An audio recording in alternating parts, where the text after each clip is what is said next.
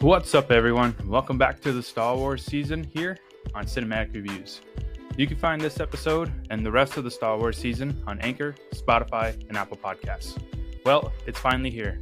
The first two episodes of the highly anticipated Obi-Wan Kenobi series dropped yesterday exclusively on Disney+, and I'm really excited to give you my reaction to them.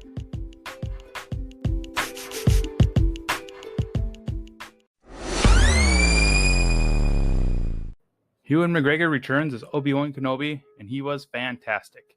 I absolutely love this broken down version of Obi-Wan. It's been 10 years since the events of Revenge of the Sith, and things are very dark in the galaxy. Darth Vader has sent out his Inquisitors to hunt down the remaining Jedi, who are being led by the Grand Inquisitor himself. Hardcore fans probably remember him from the Rebels show. These first two episodes may seem a little weak, but I think they did a fantastic job of laying the groundwork for the remaining 4 episodes of this series. This has always been a mysterious period of the Star Wars universe, so finally seeing it is so awesome. We get the return of familiar characters while also being introduced to some new ones, like the third sister, aka Reva, who I honestly absolutely hate, and I'll get into why in more detail during my breakdown of parts 1 and 2. We get the return of Joel Edgerton as Uncle Owen and Jimmy Smits as Bail Organa, which is so freaking awesome. I love the tension between Uncle Owen and Obi-Wan. Owen throwing Obi-Wan's failure with Anakin in his face was a huge oh shit moment for me. I can't wait for Obi-Wan to be face to face with Vader for the first time. So, let's get into these first 2 episodes in more detail. I really love that the series kicks off with a recap of the prequels. I also love that we jump right into Order 66. Being able to see more of what actually happened at the Jedi Temple was so awesome. We got a glimpse of it in Book of Boba Fett with Grogu and in Revenge of the Sith, but seeing it in much more detail was a great choice. As I said, I love this version of Obi-Wan, aka Ben. Seeing our favorite Jedi broken down and separated from the Force is really heartbreaking. He is so unsure of himself that he refuses to help save Leia, which I didn't expect to happen, because he's cared so much about her brother Luke. You would think that he would feel obligated to protect them both, but after thinking about it, I do get where he's coming from. He's really haunted by his failure with Anakin so much that he doubts himself. I think this is an excellent character moment because it will allow Obi-Wan to overcome his fear of failing again. It will also help make his first interaction with Vader feel even more powerful. The montage of his nightmares was so awesome to see. It creates a connection with the audience, and we get a more understanding of what he actually deals with every day. I love the moment when he watches Luke imagining himself as a pilot. McGregor's facial expressions were so powerful in that scene.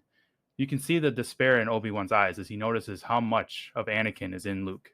It's a very powerful scene. Just as powerful as Obi-Wan's interaction with Uncle Owen. The tension is massive between them, and I love it. You can tell they both care about Luke a lot, but have 2 completely different beliefs in how to raise him. I hope we get to see more of this. Introducing the Inquisitors was a great idea also, but it was a bit underwhelming for me, especially the third sister, Reva. I absolutely hate her character. She doesn't belong in this universe, honestly. The way she talks and acts is very off-putting. I honestly hope that she dies by the end of the series, preferably by the end of part 3, so we as an audience can just move on from her. I hope to see Vader take center stage as the antagonist for the rest of the season, so that the Inquisitors can kind of take a back seat. It's disappointing to say this, because I was such a huge fan of the Inquisitors and the Rebels, but I think it's for the best to approach it like this in order to save the series overall. I love the series so far, but it's stuff like this that will ultimately keep it from being so perfect. It's tough seeing someone else play the Grand Inquisitor also, because Jason Isaacs was such a good voice actor for him in the Rebels show. And the fifth brother was surprisingly merciful, which is really odd when seeing the Inquisitors in the Rebels show. They were so menacing. I was expecting them to be like that in this series. Meeting young Leia was also a huge surprise. I honestly thought that we would only get Luke in this series. Having Jimmy Smits returning as Senator Organa was also a huge surprise, but very welcomed. Having both him and Joel Edgerton returning after all these years is fantastic. I love Organa's relationship with Obi-Wan, and I'm really glad we get to see more of it, because Revenge of the Sith only really touched on it for a short time. I love their whole conversation when Organa tries to convince Obi-Wan to save Leia. He just comes out and says, "Hey, you fucked up, but it's time to move on.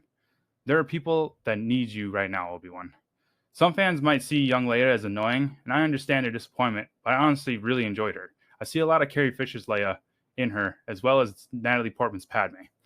This leads into part 2. So at the end of part 1, we see Leia getting kidnapped, and the Organas contacting Obi-Wan for help. Obi-Wan refuses at first, but Bail eventually convinces him to help.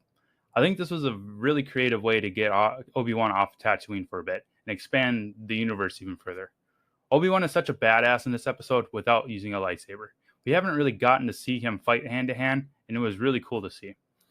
He may have been separated from the Force, but he definitely held his own for the most part. I really appreciate them holding off on him using his lightsaber until later in the series. This is a new side of Obi-Wan, and I really love it. The planet of Daiyu itself is really cool too, with the neon lights and dangerous criminals roaming around everywhere. The twist of the fake Jedi was pretty obvious to me though. I could tell right off the bat that something was really off with this guy. Plus, a real Jedi would have sensed Obi-Wan nearby. I hope we don't get more of him. He's definitely a one-episode character. I do love these first interactions with Leia and Obi-Wan though. Their back and forth is fantastic. You can tell that Obi-Wan is not putting up with her shit, but he still cares for her because he sees so much of Padme in her, just like he sees a lot of Anakin in Luke.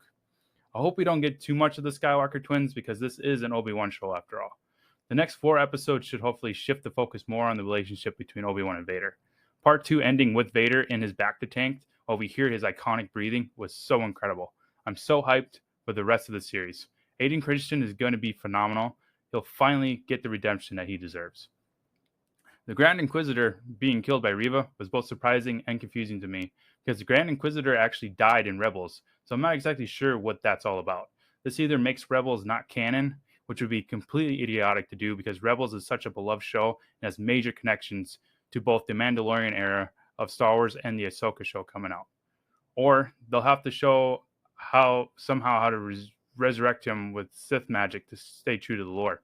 Either way, this was a bad decision. This is the second out of my only 2 negatives with the series so far, but they're huge negatives. Reva again is annoying and unnecessary to the series. She seems so out of place, and I hope that Vader shines so much in the rest of the series that she just simply disappears altogether. Her motivations for wanting to capture Obi-Wan so badly is really unclear, but if I were to guess, she believes that she should be the one to capture Obi-Wan for Vader in order to grant her the title of Grand Inquisitor. There is a theory going around out there that she was one of the younglings at the beginning of Part 1 during Order 66 in the Jedi Temple. She could be pissed off that Obi-Wan didn't protect her and her fellow younglings from the clone troopers, but that just doesn't seem very compelling to me, and it's a pretty weak motivation if I'm being honest. I think her character continues to be unnecessary and a waste of screen time. I did love the moment at the end where Obi-Wan feels Anakin still alive through the Force. Obi-Wan's facial expressions again did such an incredible job at conveying of how much pain he really is in this series. Overall, I love these first 2 episodes and I'm very excited for the rest of the series. I hope the series has more small Easter eggs like the homeless clone and Obi-Wan retrieving Anakin's lightsaber from the desert. The showdown with Vader will be epic, and I can't wait to see what Hayden Christensen does with the character. My guess is that Part 3 will center around either Reva paying for the killing of the Grand Inquisitor or her simply blaming it all on Obi-Wan in order to fall into Vader's good graces. Either way, she'll become even more annoying and unnecessary. Parts 4, 5, and 6 will hopefully center around Vader and Obi-Wan meeting face-to-face for the first time since Mustafar. But who knows? I'm loving this series so far, and I have faith that they can land this ship really good. Obi-Wan is such a beloved character, and so far, Ewan hasn't disappointed. I can't wait to see him wield his lightsaber once again. I know many fans will be more down on this show than I am, but it's impossible to please everyone. The cinematography isn't spectacular, but I don't think that's what Deborah Chow's vision for the show is. I think the epic moments that we will experience in each episode is what makes this series so special. Seeing Ewan back as Obi-Wan, him going face-to-face with Vader for the first time, seeing the heartache in his eyes as he watches over a young Luke, the tensions between him and Uncle Owen. Don't get me wrong, I believe cinematography and music are very important. I just think that when we get those epic moments, everything else is just extra. I guarantee the hate that the fans are showing right now will disappear once Vader is on screen. To those fans out there that weren't impressed with the first 2 episodes, have faith. I don't agree with every decision they have made so far in this universe, but you have to admit, It's a pretty amazing time to be a Star Wars fan right now.